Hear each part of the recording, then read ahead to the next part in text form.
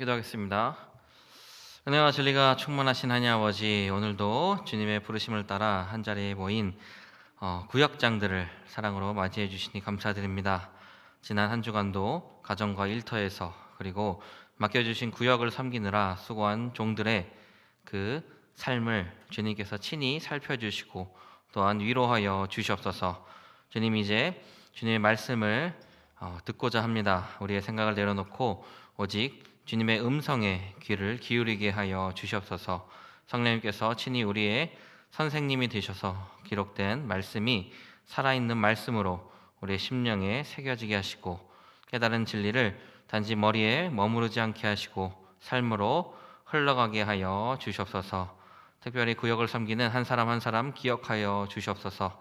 영혼을 품는 마음을 더하여 주시고, 지치고 연약한 식구들에게 위로의 말 한마디 건넬 수 있는 따뜻한 입술 또한 허락하여 주시옵소서. 이 시간 주님께 온전히 맡겨드리며 우리 구주 되시는 예수 그리스도의 이름으로 기도드립니다. 아멘. 네, 오늘 이번 공과는 18과 72페이지입니다. 72페이지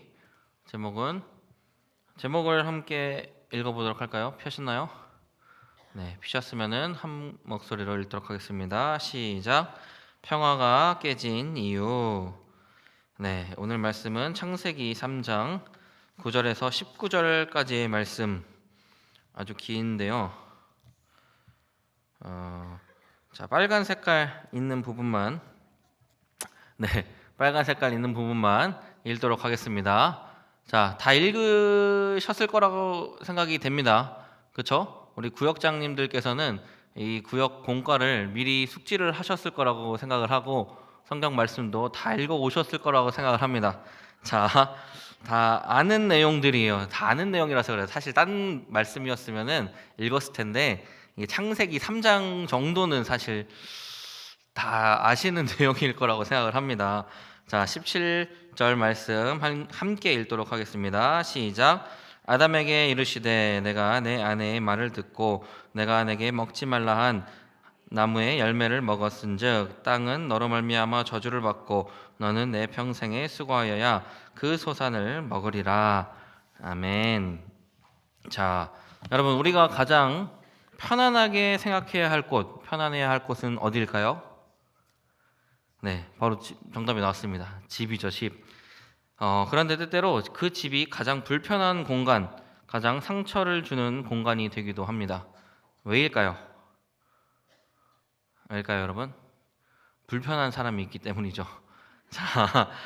이 에덴 동산은 원래 하나님과 사람, 그리고 사람과 사람이 평화롭게 교제하는 샬롬의 공간이었습니다. 오늘도 담임 목사님께서 샬롬을 얘기하셔서 이제 수요예배 말씀을 2번 듣고 끝내자 이렇게 하려고 했는데, 자, 일단 다 해야 되기 때문에 자, 샬롬의 공간이었습니다. 그런데 그 평화가 깨집니다. 무엇 때문에 깨졌을까요? 네, 주일학교를 잘 나오신 분들 자, 뭐 때문에 깨졌죠?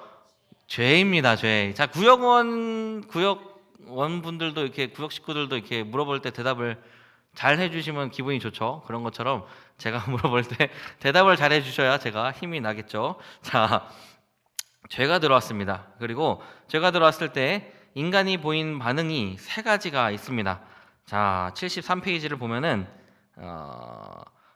보면은 2번째 줄에 하나님과의 관계가 단절이 되었고, 또 숨었고, 숨은 인간을 향해라고 하죠. 숨었고, 또 서로를 탓하며, 그리고 마지막에 보면은 탓하며 다음에 회피합니다. 회피합니다까지 동그라미를 치시고, 그 다음에 마지막 줄에 고통과 분열을 가져옵니다. 자, 이 죄가 들어왔을 때 인간이 보이는 반응은 이거를 3가지로 줄이면 숨고, 탓하고, 회피합니다. 네. 오늘 이 공과를 통해서 3가지를 나누면 좋겠는데, 죄가 어떻게 평화를 깨트리는가, 또 하나님의 부르심 앞에서 인간 상태는 어떻게 드러나는가, 그리고 3번째로 회복은 어디서 시작이 되는가, 이 3가지 정도로 요약을 할 수 있을 것 같아요. 자, 1번 단락을 보면은 이 하나님께서 지으신 에덴은 아까 말씀드렸다시피 샬롬의 공간이었습니다. 이 하나님과 사람의 교제, 그리고 사람과 사람의 연합, 사람과 피조물의 조화, 이 모든 관계가 온전했던 공간이죠. 그런데 다 알다시피 아담과 하와는 뱀의 유혹에 넘어가 하나님의 명령을 어기고 선악과를 먹습니다. 이것은 단순한 실수가 아니라 하나님을 신뢰하지 않고 내가 스스로 선과 악을 판단하겠다라고 하는 교만이었습니다. 교만. 자, 이 교재를 보시면은 다섯 번째 줄에 교만함이 있죠. 교만함이 있었어요. 이 죄의 본질은 바로 불신입니다. 이 교만함의 다른 이름은 불신이에요. 불신. 그 결과는 이 세 가지 깨짐이 나오는데, 첫 번째로 하나님과의 관계 단절. 10절 말씀을 보면은 아담은 두려워하며 하나님을 피해 숨습니다. 그리고 가장 친밀했던 관계가 끊어졌죠. 자, 1번 하나님과의 관계 단절하고 10절을 같이 읽어보면 될 것 같고, 두 번째로 인간 사이의 분열이 일어납니다. 그거는 이제 16절 말씀, 남편은 너를 다스릴 것이니라. 분열이죠, 분열. 남편이 다스린다고 하니까 이제 분열이 일어나는 겁니다. 자, 부부관계, 가족관계에 주도권 다툼과 상처가 시작이 되는 거예요. 남편이 다스릴 것이니라 라는 이 말씀 안에 무슨 의미가 있냐면, 부부관계랑 가족관계에 주도권 다툼이 있을 거다. 그리고 그로 인해 상처가 시작이 될 거다라는 말씀입니다. 세 번째로 삶의 고통이 들어옵니다. 여자는 해산의 수고, 남자는 땀을 흘리는 노동, 그리고 마침내 흙으로 돌아갈 죽음까지 겪게 됩니다. 이 말씀은 이제 19절 말씀에 있습니다. 19절. 이 죄의 무서움이 여기 있습니다. 죄는 규칙 위반 정도가 아니라 죄는 관계를 깨뜨리고 평화를 깨뜨리고 생명의 질서 자체를 깨뜨리게 되기 때문입니다. 우리 가정에 평화가 없다면, 우리 관계에 혹시 상처가 많다면 그 뿌리를 반드시 죄의 자리에서부터 찾아야만 합니다. 자, 두 번째 단락에서 보면은 하나님께서는 여전히 사람을 찾으십니다. 이렇게 나와 있는데 좀 저는 바꿔서 하나님께서 찾으실 때 관계의 분열이 드러납니다 라고 바꿔주셔도 될 것 같아요. 하나님께서 찾으실 때 관계의 분열이 드러납니다. 여기서 우리는 하나님의 놀라운 성품을 볼 수가 있는데, 죄를 지은 것은 누구죠? 아담과 하와죠. 아담과 하와가 죄를 지었는데 먼저 찾아오시는 분은 누구시죠? 하나님이십니다. 하나님께서 먼저 아담을 찾으십니다. 자, 어떻게 해야 될까요? 자, 첫 번째 줄 보면은 아담이 죄를 지은 이후에도 하나님께서는 여기 사이에 먼저를 넣어주시면 될 것 같아요. 먼저 아담을 찾으십니다. 내가 어디 있느냐라는 질문은 인간을 향한 애통한 부르심이며 관계 회복의 시작입니다. 먼저 회복을 말씀을 하시는 거죠.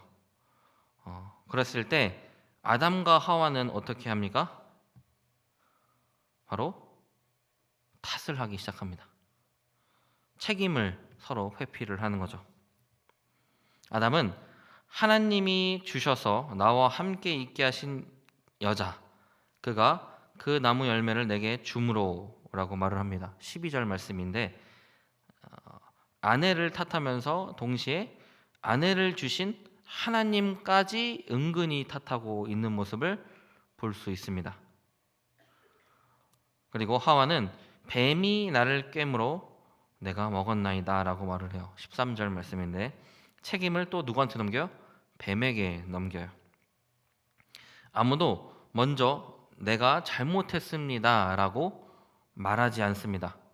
이것이 바로 죄 아래에 놓인 인간의 모습입니다. 이 사실은 놀라운 사실은 이 장면이 오늘 우리의 모습이기도 하다는 겁니다. 이 부부 싸움을 할 때 우리는 무엇을 합니까? 서로를 탓합니다. 또 자녀와 갈등이 생길 때 우리는 무엇을 합니까? 책임을 회피합니다. 누구 닮아서 이러냐 하면서 이 책임을 회피를 하죠. 네. 또 교회 안에서 문제가 생겼을 때 우리는 무엇을 합니까? 누군가를 향해 손가락을 겨눕니다. 그러나 우리가 기억해야 할 것은 하나님의 이 부르심은 우리를 정죄하기 위함이 아니라 우리의 상태를 드러내어 회복의 길로 이끄시기 위함이라는 겁니다. 자, 이 죄를 얘기를 하니까 이게 와닿지 못하시는 분이 있을 수 있는데 그냥 서로 간의 잘못이라고 생각할 수 있습니다. 남편한테 잘못한 거, 남편이 나한테 잘못한 거라고 이제 생각하고 이제 세 번째 제가 드릴 이제 대지는 회복은 책임을 인정하는 데서 시작이 됩니다.입니다. 회복은 책임을 인정하는 데서 시작됩니다. 자, 이럴 때는 표가 원래 좀 있으면 좋은데, 자, 아담과 하와의 반응을 보면은 잘못했을 때의 반응이 숨는다, 탓한다, 회피한다입니다. 그런데 우리가 해야 될 반응은 나아간다, 인정한다, 책임진다입니다. 숨는다는 나아간다, 하나님께로 나아가야 되고, 탓한다가 아니라 인정해야 하고, 또 회피한다가 아니라 책임을 져야만 하는 것입니다. 성경에서는 이 사실을 계속해서 증언을 하는데 다윗은 내가 주께만 범죄하여 라고 인정했을 때 회복이 시작이 됩니다. 이 말씀은 시편 51편에 있습니다. 그리고 탕자는 아버지 내가 하늘과 아버지께 죄를 지었사오니 라고 자신의 잘못을 인정을 하죠. 그 인정을 했을 때 아버지 품에 안겼습니다. 누가복음 15장 21절에 나옵니다. 즉 진정한 회복은 내가 잘못했습니다, 제가 잘못했습니다 에서 시작이 된다라는 겁니다. 그런데 감사한 것은 하나님은 이미 회복의 길을 우리에게 예비해 주셨다라는 거죠.